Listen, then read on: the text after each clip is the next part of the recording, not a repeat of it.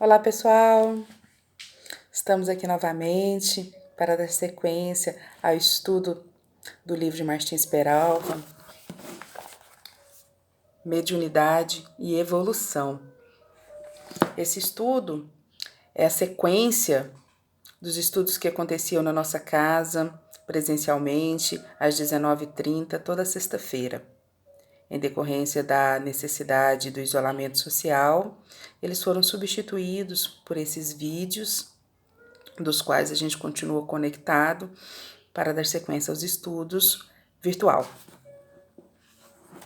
O capítulo de hoje é o número 35, Petições. O bom espírito, por isso, não é somente aquele que te faz bem, mas, acima de tudo, o que te ensina a fazer o bem aos outros, para que sejas igualmente um espírito bom. Em nos reportando às petições humanas, segundo o quadro de nossas necessidades, somos compelidos a considerar que a maioria de nós não sabe o que pede. A maioria de nós não sabe o que pede. Fique aí essa reflexão para que possamos sondar-nos, o nosso íntimo, o nosso pensamento, né? Verificar o que é que nós estamos pedindo em nossas preces, em nossas rogativas. É justo o que pedimos? Vai nos levar à iluminação espiritual? Vai nos condicionar a sermos pessoas melhores? Ou estamos pedindo facilidades, comodidades? O que é que nós estamos pedindo? Por que é que Martins Peralva veio aqui falando que a maioria de nós não sabe o que pede? Quando estamos doentes, passando por alguma dificuldade de restabelecimento da saúde física, nós tomamos muitas vezes remédios amargos, tratamentos dolorosos, né? Para restabelecer a nossa saúde física. E nós não desistimos deles, porque sabemos a necessidade para que possamos continuar prosseguindo a nossa existência terrestre, ou seja, para que consigamos manter vivo o nosso carro físico. Nós nos submetemos a esses remédios, ou a esses tratamentos, ou mesmo a essas cirurgias, todas dolorosas, difíceis. Quando é no caso das provas e das expiações, por que é que nós queremos afastá-las de nós? Muitas vezes, essas provas, essas expiações, é o remédio doloroso que vai lapidar, que vai restabelecer a saúde espiritual da qual nós temos necessidade. Por isso é tão importante saber o que pedir, para pedir direcionado, para não se frustrar, para não pedir equivocadamente, principalmente para saber qual é a participação ativa da espiritualidade superior do nosso anjo guardião a nosso favor. Eles são o recurso para nós, assim como são os nossos pais, os nossos irmãos mais velhos. Eles nos aconselham, mas eles não podem fazer por nós. E isso a gente vai aferir no decorrer do estudo do capítulo 35 do livro de Martins Peralva, Mediunidade e Evolução. Seguindo aqui a leitura, este pede riqueza e mesa farta, guarda-roupa variado, carro ultramoderno. Esquece, contudo, que facilidades inoportunas podem conduzir à desonra ou à delinquência, ao cárcere ou à morte. Aquele roga saúde permanente. Não prevê, entretanto, que o equilíbrio perfeito no campo somático pode levar o coração despreparado e a mente invigilante a excessos prejudiciais a si mesmo e a outrem. Outro sonha com a solidariedade incondicional em forma de conivência e apoio a cometimentos infantis. Desconhece, todavia, a realidade de que a tolerância inadequada pode propiciar exigências descabidas, que geram a estagnação e o atraso. Existem ainda os que almejam a evidência social e o destaque econômico, entendendo que a popularidade e o poder são fatores indispensáveis à felicidade. Ouvida, no entanto, que a popularidade e a fortuna excessiva, no espírito imaturo, são suscetíveis de converter a existência em permanente tortura. Muitas vezes na nossa casa, nós fizemos o seguinte comentário, que no mundo existe muitas injustiças, mas nenhum injustiçado. Nós precisamos sim sempre estar em constante busca de melhoria, de aperfeiçoamento, né? Nós precisamos sim ser proativos diante da circunstância. Porém, existe uma diferença em ser proativo diante da circunstância, como negligente ou revoltados com elas. Isso não nos provoca nenhum benefício. O que eu quero dizer com isso? A gente precisa não condicionar a nossa felicidade, e sim ser feliz com aquilo que está na nossa volta. Se hoje eu estou cadeirante, eu estou naquela condição, eu pedi muitas vezes para vir dessa forma. Isso faz parte daquele remédio do qual nós comentamos no começo do vídeo. Então, se eu me recolho em tristezas, em revolta, em olhar aquele que hoje caminha, isso vai dificultar a minha vida e não vai me trazer nenhum benefício. Porém, se dentro daquilo que eu estou no momento, eu busco direcionar o meu pensamento, as minhas atividades para outros setores, eu vejo quanto eu posso fazer no estado que eu estou, aquilo ali vai me ajudar a transpor esse obstáculo e continuar o curso da vida buscando a felicidade com o recurso que me é dado naquele momento, com o recurso que eu angariei, com aquilo que eu pedi para a minha melhoria. Muitos de nós, a maioria de nós, temos uma participação ativa no nosso plano reencarnatório. Então, nós estamos no local certo, com as pessoas adequadas, com aquelas que nós escolhemos estar, com as condições físicas e financeiras que também por nós foi escolhido. É isso que ele quis dizer aqui, ó. Muitas vezes a gente pede algumas facilidades financeiras, a gente pede facilidades de condições físicas e a gente coloca isso como um condicionante para que a gente possa ser feliz.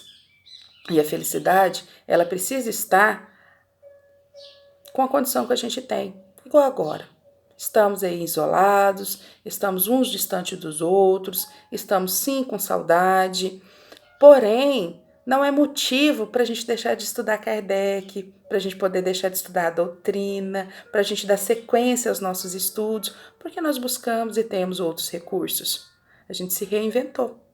E na vida, muitas vezes, a gente precisa se reinventar para que a gente possa continuar prosseguindo, para que a gente possa continuar sendo feliz com aquilo que a gente tem em mãos, em condição naquele momento. Atentemos, pois, para o que nos é lícito pedir aos benfeitores espirituais, seja no encontro mediúnico ou na prece em silêncio.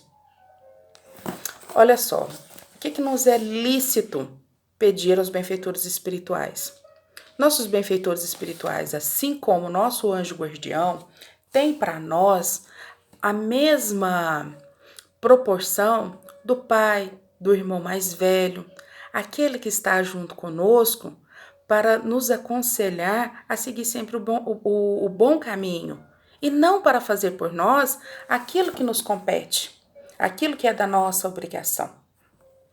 Buscando recurso no livro Consolador de Emmanuel, Psicografia de Chico, na pergunta de número 226, os guias espirituais têm uma parte ativa na tarefa de nossa iluminação pessoal? Olha só o que Emmanuel nos responde. Essa colaboração apenas se verifica como no caso dos irmãos mais velhos ou dos amigos mais idosos nas experiências do mundo. Os mentores do além poderão apontar-vos os resultados dos seus próprios esforços na Terra, ou então aclarar os ensinos que o homem já recebeu através da misericórdia do Cristo e da benevolência dos seus enviados. Mas em hipótese alguma poderão afastar a alma encarnada do trabalho que lhe compete, na curta permanência das lições do mundo. Então, eles não podem fazer por nós. Eles podem nos orientar, nos contar a sua experiência, mas jamais fazer por nós aquilo que é da nossa necessidade.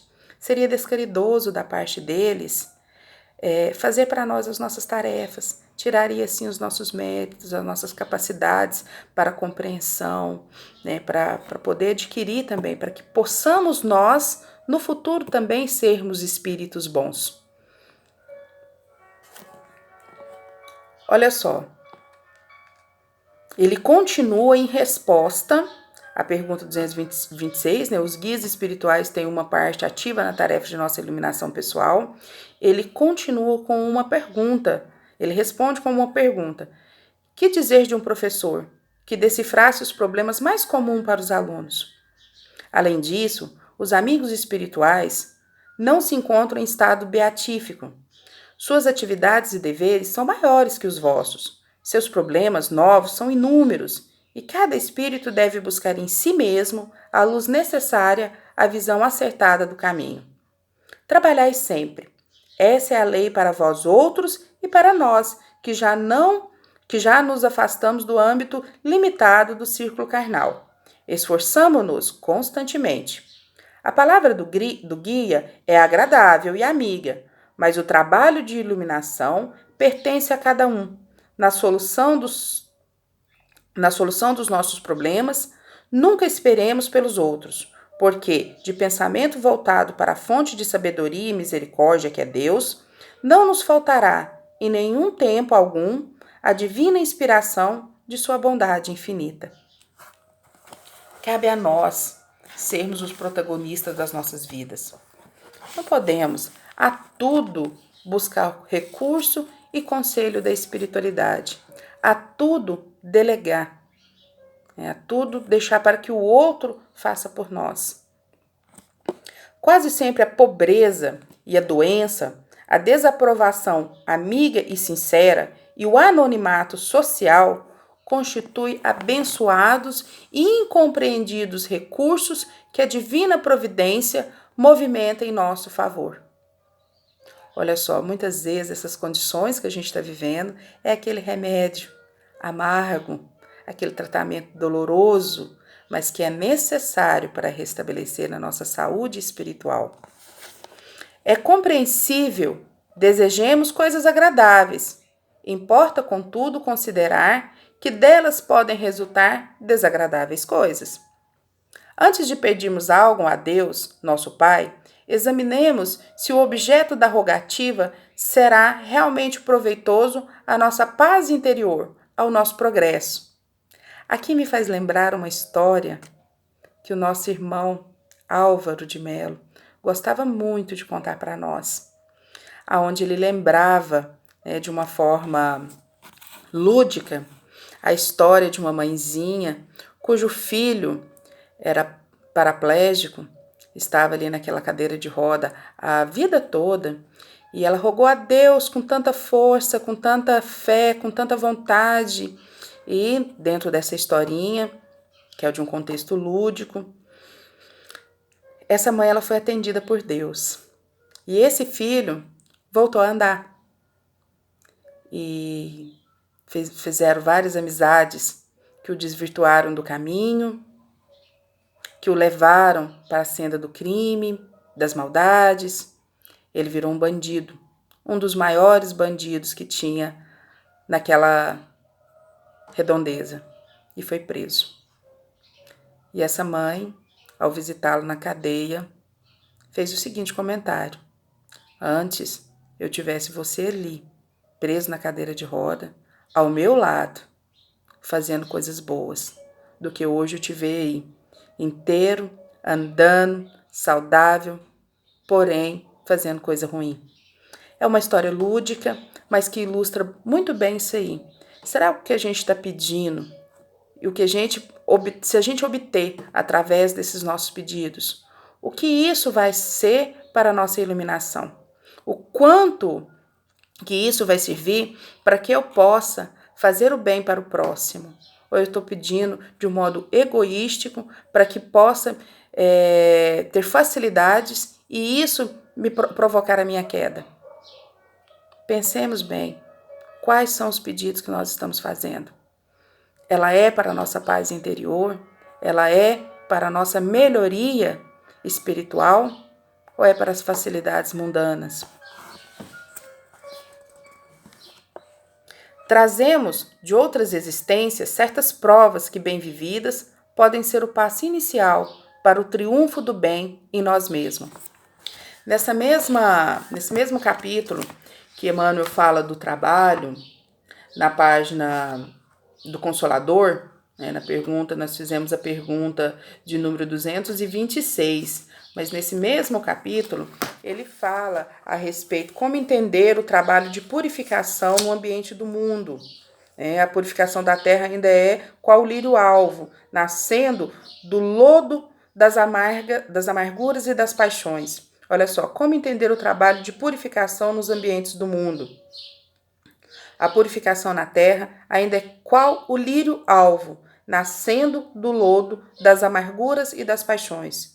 Todos os espíritos encarnados, porém, devem considerar que se encontram no planeta como em um poderoso cadinho de acrisolamento e regeneração, sendo indispensável cultivar a flor da iluminação íntima, na angústia da vida humana, no círculo da família ou da comunidade social, através da maior severidade para consigo mesma e da maior tolerância para com os outros, fazendo cada qual da sua existência um apostolado de educação, onde o maior beneficiado seja o próprio espírito. O Espiritismo ensina-nos a existência da alma, sua sobrevivência e comunicabilidade conosco. Explica a singular química que transforma espinhos e pedras, dificuldades e sofrimentos em oportunidade de engrandecimento na vida maior. Parafraseando Tobias Barreto, o genial filósofo sergipano, ao dizer em praça pública: com as pedras que me atiram, construirei um altar. Podemos asseverar, em nome da lei de causa e efeito, que expressa a divina justiça, que as lutas que o mundo nos reserva, impondo-nos a dor e a lágrima, se serenamente suportadas, edificarão para todos nós, no curso dos milênios, o altar de nossa iluminação, o santuário de nossa união com Jesus. Que possamos ter isso em nossa mente e em nossos corações, para que o sofrimento, quando ele chegar até nós, ele encontre a nossa serenidade, a nossa calma, a nossa tranquilidade para fazer o melhor proveito de toda a lição que ele carrega. Para finalizar o nosso vídeo de hoje, o nosso estudo de hoje, nós vamos fazer a leitura número 51 do livro Seara dos Médiuns. É através desse livro que Martins Peralva construiu o seu pensamento em mediunidade e evolução. Então, nós vamos buscar o recurso dessa lição, número 51, para finalizar o estudo da noite de hoje. Bons Espíritos. Reunião pública de 11/7/60, questão número 267. Quando em dificuldade, assinalas contente a mão que te oferta auxílio espontâneo. Se sofres, adquires ânimos novo perante alguém que te reanima. Doente, sabe ser reconhecido a quem te socorre. Em erro, apresenta-te renovado diante daquele que te apoia o reajuste sem recorrer à condenação. Solitário, encontras a presença do amor no companheiro que te dirige a boa palavra. Sabes que te engana muitas vezes, apesar do teu devotamento à verdade, e que em muitas circunstâncias pareces abraçar a ingratidão e a agressividade, não obstante o propósito de honrar a justiça, e por esse motivo dignificas todos aqueles que te estendam bondade e compreensão. Respeita quem te não dá prejuízo. Admiras quem não te fere as convicções. Estimas a quem te ajuda sem perguntar. Abençoas a quem não te cria problemas. Agradeces a quem te aprecia a nobre intenção. Em suma, recolhes reconforto e felicidade junto de todo aquele que te aceita como és, amparando-te as necessidades sem exigir-te certificado de perfeição e exames de consciência. Pelo auxílio que recebes, conheces perfeitamente o auxílio que podes prestar. Identificarás assim facilmente a condição do amigo desencarnado. Se ele deseja comunicar-te o bem, o que aspira em favor de si mesmo, não permitirá que faças ao próximo aquilo que não queres que te seja feito. O bom espírito, por isso, não é somente aquele que te faz bem, mas, acima de tudo, o que te ensina a fazer bem aos outros, para que sejas igualmente um espírito bom. Que Jesus nos abençoe, nos ampare, que possamos refletir sobre tudo aquilo que estudamos hoje, colocá-la em nossas mentes, em nossos corações e na prática do nosso dia a dia. Muita paz a todos nós e até a próxima sexta-feira.